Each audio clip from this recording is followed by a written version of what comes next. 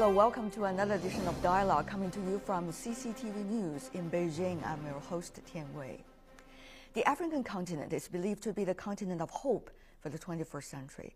However, we all understand there are many challenges facing that continent.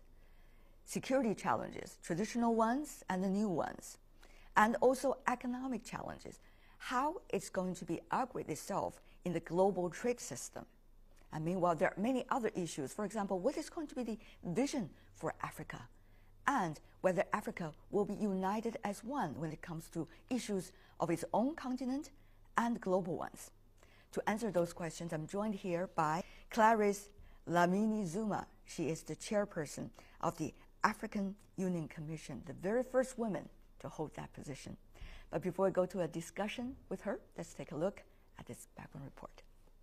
Your Excellency, Dr. Dlamini Zuma, the incoming chairperson of the Commission. In July last year, the African Union Commission elected Dlamini Zuma as its chairperson, making her the first woman to lead the organization. She took office on the 15th of October. The African Union is founded on building. For the first time in history, the African Union has voted a woman to its helm. A skilled diplomat, stern personality, former doctor, apartheid fighter are some of her many faces. A woman, a politician, an African. Which title do you like the most now? And a mother. And that's the one I like most. The regional economic communities. Dlamini Zuma will work to address questions around the African Union's effectiveness in responding to issues of peace and security and enhance its diplomatic weight in regional crises. She aims to contribute with efficiency and effectiveness as chairwoman and will lead and usher the 54-nation organization into a new era of possibilities for the continent. Madam Chairperson, welcome to Dialogue. Thank you. A woman, a politician, an African. Which title do you like the most now? And a mother. And a that's mother. the one I like most. Among the four, which title do you think is most important for you? I don't think it matters really. Because at the moment I'm chairperson, so that's what matters now. But I don't think it matters overall in life. You are here in China for the African Union and China dialogue. Any new paths you have figured out as the chairperson for the African Union now? We are going to work in a way that will mutually benefit both Africa and China. Such as what? Such as, for instance, China would benefit from having trade with us because they are buying things that they need. We will benefit from trade generally. We will be also looking at human resource development. China would be training some of our young people in specific areas that we will agree on. Equally, they will also be supporting our Pan-African University, which we are in the process of establishing. That is going to be a university for the rest of Africa with 5 different campuses specializing in different areas. Those are all wonderful news. Yes. I understand as the chairperson of the African Union, you've been talking about recently the reassessment of the strategic partnership African Union has with different foreign countries. Tell me exactly what kind of reassessment you want to do and what does it mean possibly for these strategic partnerships? Well, I think any relationship and any partnership you evaluate and you see how much it has done. We know how much it has done between us and China, but also as you redefine your priorities, your partnership must also respond to that. As you chart new paths, for instance, this year, for you it's the year of the snake. For us, well, it's our Jubilee celebration, because the Organization of African Unity was established in 1963, so it will be 50 years. So it's a golden opportunity to just pause, look back at where we've come from, what have we achieved, what could we have done differently, look at where we are, but most importantly, look at where we are going and where we want to be in 50 years. And of course, where we want to be in 50 years has to then inform what do we need to do now to get there in 50 years. And so what partnerships do we want to have? And those partnerships should also speak and correspond to what we want to do now to be where we want to be in 50 years. But what about the specific terms of, for example, the strategic partnership between African Union and China? What kind of partnership do you want from your perspective? What does it mean for African Union in the future? We would like a partnership. For instance, at the moment, we're doing very good trade with China, but most of what we trade is raw materials and natural material. We would like to trade a mixture of raw materials, but of also finished goods, value-added goods, which means then that we must accelerate industrialization, because we don't think it's sustainable to grow on raw materials forever. It's not sustainable. So our natural resources, as we trade them, must also assist us to industrialize. So that's the kind of relationship we would like to have. We would also like to have a relationship, which we have, of coordination and cooperation in global issues, multilateral organizations. We'd like to exchange technologies, transfer technologies where it's possible. Would like to work together on infrastructure, transport infrastructure, road infrastructure, right, agriculture. China is very good in agriculture. You've been able to be self-sufficient mainly in food for 1.3 billion people. So we want to also, we have the land, we want to use agriculture to grow our economies, but also to industrialize, establish agro-industries. right. So that's the type of relationship we have. I see. I also read before this interview, Madam Chairperson, your speech given at the end of last year, talking about the visions that you have for African Union and Africa as a continent. You talk about many of the issues you mentioned just now, for example, infrastructure and development, about agricultural development, about climate change, and many other areas together with security issues. But many would say, wow, those are a lot of tasks on hand. Can you, the new chairperson of the African Union, handle all of those, juggling all of those tasks at the same time? What do you think can guarantee the success of your vision? The way the African Union works is not on one person. There's the Commission, but also there are member states, and there are regional economic communities. All of us have to work towards the same agenda. So some tasks will be for the Commission, some tasks will be for the regional economic communities, and others will be for member states. But also it's not a task that needs to be achieved by one person in a short space of time. These are tasks that are ongoing in the next few decades. The infrastructure you can't put overnight, but as you say, one step in a journey of 1,000 miles starts with one step, So we've put a few steps. We must continue putting more steps. So I don't think it's one person, it's team. And that team is huge because it involves member states. So I think, but those tasks are essential if Africa is to be prosperous. They are essential if Africa is to be at peace with itself. But Madam Chairperson, you said yourself there are several challenges that Africa as a continent has to overcome in order to achieve some of the goals you mentioned earlier. For example, the differences, as some say, between the Anglophone states and the Francophone states.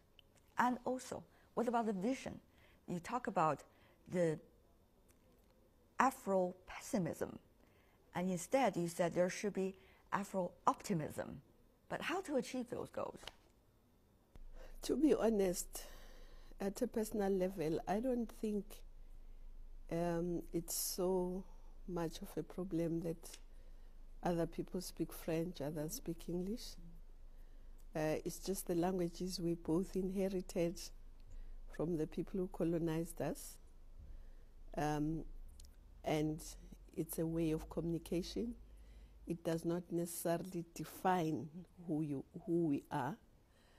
And I think we make too much of our differences when there's so much common amongst us. And I think for me, that's where I concentrate on what is common between and among all of us. And I think it's those common aspirations, common expectations, and common agenda that will move Africa to the next level. So I don't make too much of the differences in terms of Anglophone and Francophone. And in terms of whether it's optimism or pessimism, I think it's high time that we as Africans define our own narrative, because that narrative does not come from us, it comes from elsewhere. We must define our own narrative, and our own narrative at this point in time is that Africa is on the move, Africa is on the rise, and in the next 50 years, we want to be at peace, we want to be prosperous, and we have to do certain tasks for us to get there. And we think that we are equal to the task. Not that it's going to be easy, but we think it's possible to overcome the challenges that we are facing and work on our comparative advantage, and we will be fine. This is our century, the 21st century. This is a century of developing countries. And so I think I really don't buy into other people's narrative. That's our narrative. Madam Chairperson, for now, let's go to a break. You're watching Dialogue on CCTV News. Our guest today is Dlamini Zuma, Chairperson of the African Union Commission. We'll be back after this. Welcome back. You're watching Dialogue. Our guest today is Clarice Dlamini Zuma, who is the Chairperson of the African Union Commission. There are several challenges facing Africa, as you outlined earlier. One of it is the security challenge. There's not only the traditional security threats, but also some newborn threats to the security. For example, what is going on in Mali earlier. I wonder about your views on the role of foreign intervention. This time we see France has been quite active in its former colony. What is your view of the appropriate role of foreign intervention? I think maybe if we look at the Malian situation and the intervention, the Security Council had passed a resolution which allowed for a African-led international intervention on one hand, of course on the other, other issues that need to be dealt with internally, eventually elections and dialogue, and so the Africans, after that resolution was passed, were busy preparing for that intervention force. But unfortunately, the rebels decided to take that space of preparations to advance further towards the capital. And Mali then asked France to quickly intervene to stop the advance of the rebels towards the capital. And I think France intervened, but also is very conscious that the resolution says it must be an African-led international force.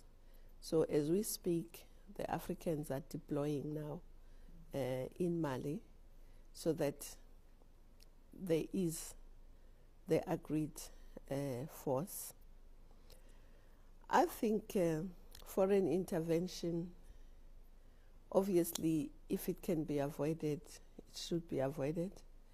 But at the same time, an international force as defined is fine if it does what is agreed and what is in the interest of Africa, not against the interest of Africa. So in this particular instance, they were called by Mali itself, and I think up to now, they are doing what the Malians asked them to do, and they are also discussing with all of us, and the African forces in the process of deploying. There have been dramatic political changes going on in Northern Africa over the past few years, particularly last year. Being the chairperson of the African Union, when situations have already developed and changed in those countries, Egypt, for example, Tunisia, for example, what should be the role of the African Union? Well, the role of the African Union really, it should be to support the new governments, because I don't think I think they'll still face challenges, because if you have such a quick, precipitous change, it's bound to take time to settle down. Of course, there are also other interests that may influence the situations. So it's to support them, and also for the governments to make sure that they try and unify the people in the country. And at the same time, we should also encourage people to invest, to make sure that the economic situation does not deteriorate, so that people have a livelihood, the youth can get jobs, and so on. We understand that the changes going on in Libya, for example, compared to the changes going on in Egypt and Tunisia, can be quite different, as some say, because they believe that the political changes going on in those countries are coming from different paths. One is more about foreign intervention in Libya's case. The other is more self-initiated changes. What do you think those two different models might mean eventually for what you earlier talked about, the democracies in Africa? Well, I think it's true that the changes came differently, but also the fault lines in each country are different. There are no two countries who have exactly the same fault lines. So when changes happen, they also reflect the existing fault lines in the country. And I think it's also important to pay attention to those fault lines and make sure that whatever solutions are brought, they also address the specific fault lines in the countries. So I think generally there is democracy, which is fine, But the specifics of how you address that democracy depends also on the existing objective situation on the ground. One of the things I'm very excited about this interview is because I'm going to talk to a female leader.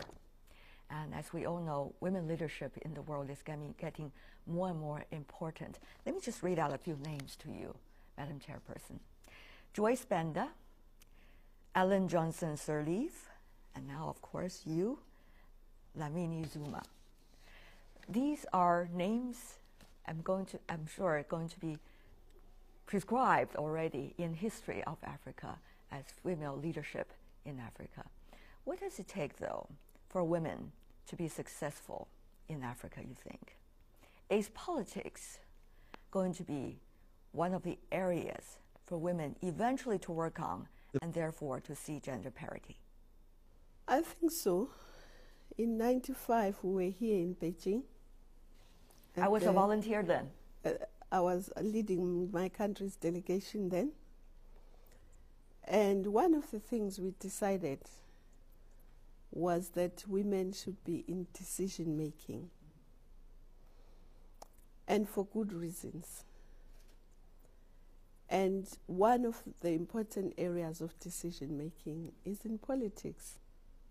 It's in government, because it is in government where we take decisions whether you will have running water in your house, whether you'll have electricity, whether you'll have a road, a bridge across the river, whether there would be democratic dispensation in the country, whether the economic situation will be inclusive. So I think for me, women must really be there in critical numbers, because that's where critical decisions are taken about our day-to-day life. But at the same time, if women are there, they will bring mainly the needs of the people, because they take care of the needs of the family, which are probably similar to the needs of society as a whole. And so they will bring a more humane, people-centered approach to government. But they should not only be in the state, they should be in the judiciary, because women and abuse of women and children, the judiciary plays an important role there. They should be in decision-making in academia. Our young children should have role models at universities. So they should be everywhere. The women's place is everywhere. The women's place should be everywhere, but what about the reality in Africa? What kind of challenge are you facing? I was reading about the Global Gender Gap Index put forward by some NGOs. The very top 20 in the world, the best in the world according to their statistics, include some African countries. South Africa, for example, Lesotho, for example, in the top 20. The very end, the very last 20, 12 of them are also African countries. So you see this quite a big gap also within the African continent. As a female leader yourself, what do you think can be done within your years as the leader of the African Union to make sure that gap is getting narrower and to the positive direction? Yes, I think we should look at this in a more global way. Patriarchy is not an African exclusive problem. Patriarchy is a general global problem. And we see it in every country to varying degrees. But I think Africa, to its credit,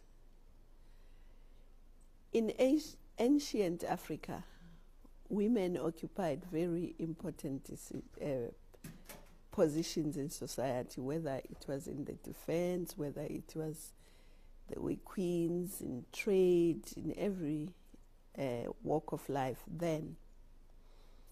Of course, during our colonial times, patriarchy weaved itself and we found ourselves at the bottom of the ladder.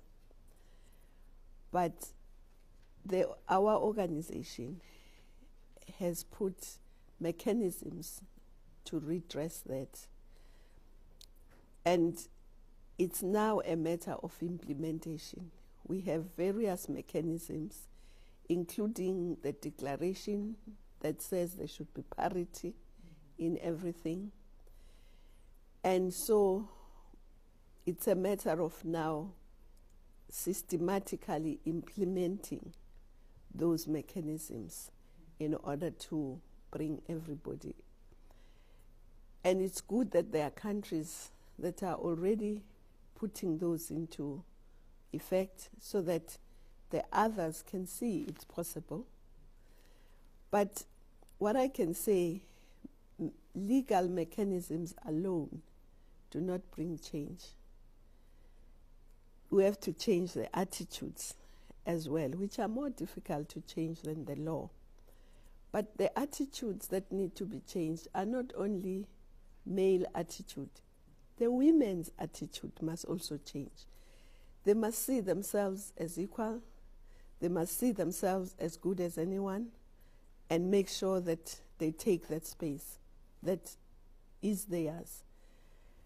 And look at what advantages we have. We also have the numbers. We are in the majority. So no government can be in place unless we support it. At the same time, we produce the others as well. So we must also socialize them in a way that brings up the fact that boys and girls are equal and give them equal opportunities. And so it's a multifaceted approach. It can't just be a legal approach. It has to be social, it has to be cultural, it has to be women themselves taking the steps. It is a comprehensive plan and takes comprehensive actions, I guess. Thank you so much, Madam Chairperson, for being with us. Yeah. All the best to your work and to the African Union. Thank you. Thank you very much.